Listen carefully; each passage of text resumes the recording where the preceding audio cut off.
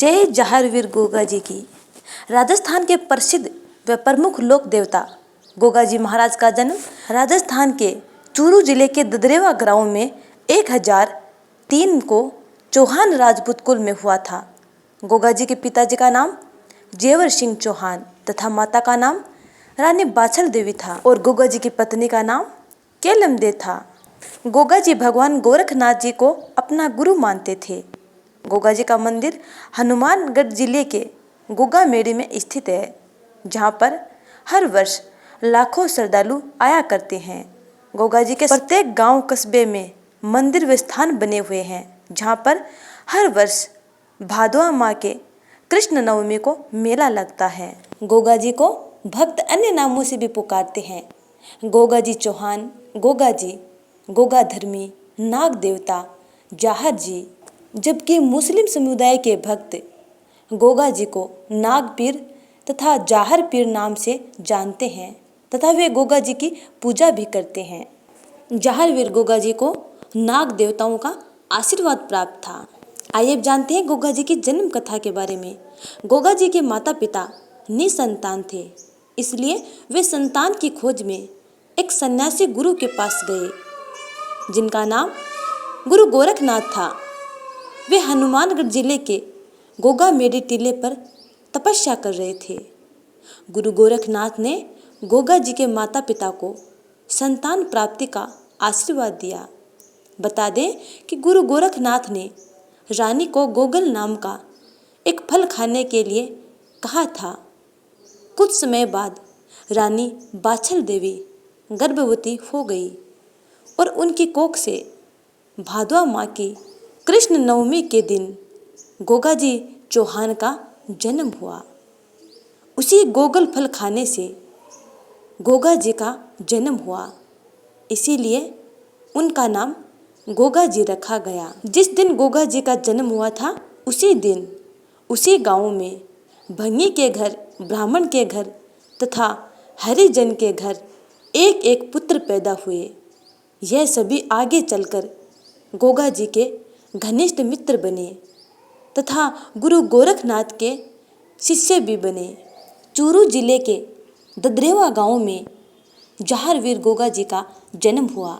आपको बता दूं कि उसी चूरू जिले के ददरेवा गांव से मैं भी बिलोंग करती हूं, यानी जन्म से ही मेरा तो गोगा जी महाराज से रिश्ता है ही। ददरेवा गांव में गोगा जी महाराज का मुख्य और भव्य मंदिर बना हुआ है।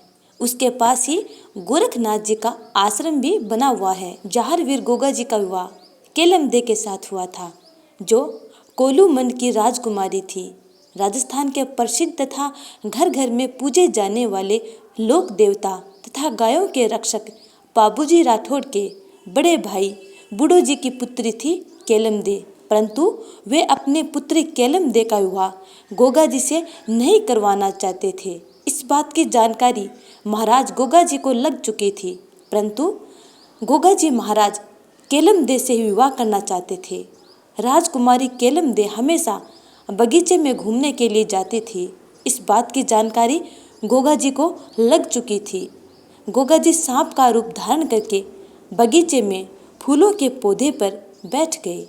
एक दिन जब केलम दे अपनी सहेलियों के साथ बगीचे में फूल तोड़ने के लिए गई और वहाँ जैसे ही फूल तोड़ा, सांप का रूप धारण किए हुए गोगा जी ने केलम दे को डस लिया, जिससे वे उसी जगह पर मंत्रमुग्ध होकर बेहोश हो गई।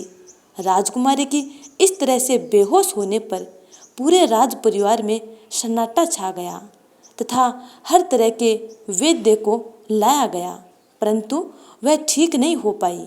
आखिरकार गोगा जी ने अपने नाम का एक धागा राजकुमारी के हाथ पर बांधने के लिए भेजा।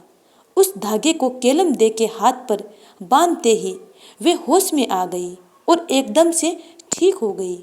इसी चमत्कार को देखते हुए बाबूजी राठौड़ के बड़े भाई बूढ़ो जी ने अपनी बेटी राजकुमारी केलम दे का विवाह वीर योद्धा गोगा जी महाराज के साथ करना तय कर लिया तथा उनका विवाह जल्द ही संपन्न करवा दिया गया। इस तरह जहारवीर गोगा जी का विवाह राजकुमारी केलम दे के साथ संपन्न हुआ। तो ये थी जहारवीर गोगा जी की संक्षेप में कथा। उम्मीद करती हूँ कि आपको ये कथा अच्छी लगी है। यदि अच्छी लगी है तो लाइक कमेंट कर चैनल को सब्सक्राइब कर बेल आइकन को जरूर दबा लीजिएगा, ताकि इसी प्रकार की अन्य कथाएं और जानकारियाँ आपको टाइम पर मिलती रहें। और यदि चैनल को सब्सक्राइब कर बेल आइकन को दबा लिया है तो आने वाली वीडियो का इंतज़ार करना। तब तक के लिए जय जहारवीर गोगा जी की।